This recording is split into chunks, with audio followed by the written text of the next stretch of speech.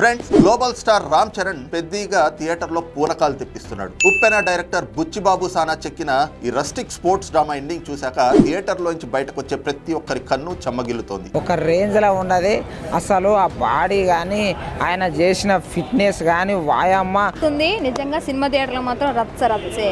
అసలు పెద్ది తన లక్ష్యాన్ని సాధించాడా? క్లైమాక్స్ లో ఏం జరిగింది? కథ ప్రకారం 1996 నాటి నేపథ్యంలో ప్రభుత్వ రికార్డులో పేరే లేని ఒక ఊరు, ఆత్మగౌరవం లేని కూలీల కోసం పెద్ది అనే ఒక సామాన్యుడు బ్యాట్ పట్టుకున్నాడు, రింగులోకి దిగాడు. ఇక క్లైమాక్స్ టోర్నమెంట్ లో పొలిటికల్ మైండ్ గేమ్స్, విలన్స్ కుట్రలు, చరణ్ కి ప్రాణాంతకమైన ఇంజురీస్. అయినా సరే ఏదైనా ఈ నేల మీద ఉన్నప్పుడే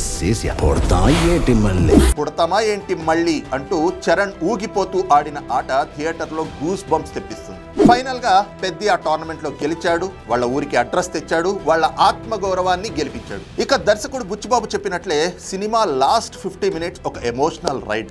రామ్ చరణ్ క్లైమాక్స్ లో చూపించిన ఆ బాడీ ట్రాన్స్ఫార్మేషన్, ఆ పర్ఫార్మెన్స్ చరణ్ కెరీర్ లోనే వన్ ఆఫ్ ది బెస్ట్. దీనికి తోడు ఏఆర్ రెహమాన్ ఇచ్చిన బీజిఎం థియేటర్లను షేక్ చేస్తుంది. రంగస్థలం, త్రిబుల్ ఆర్ తర్వాత చరణ్ ఖాతాలో మరో మైల్ స్టోన్ మూవీ పడిపోయింది. మరి దీనికి పార్ట్ 2 ఉందా అంటే ప్రస్తుతానికి పెద్ది పార్ట్ 1 స్టోరీనే. పర్ఫెక్ట్ ఎండింగ్ తో ముగిసిపోయింది. సో సీక్వెల్ ప్లాన్స్ లేవు. మరి మీలో పెద్ది సినిమా చూసిన వాళ్ళు ఉంటే చరణ్ యాక్టింగ్ ఎలా అనిపించిందో కింద కామెంట్ చేయండి.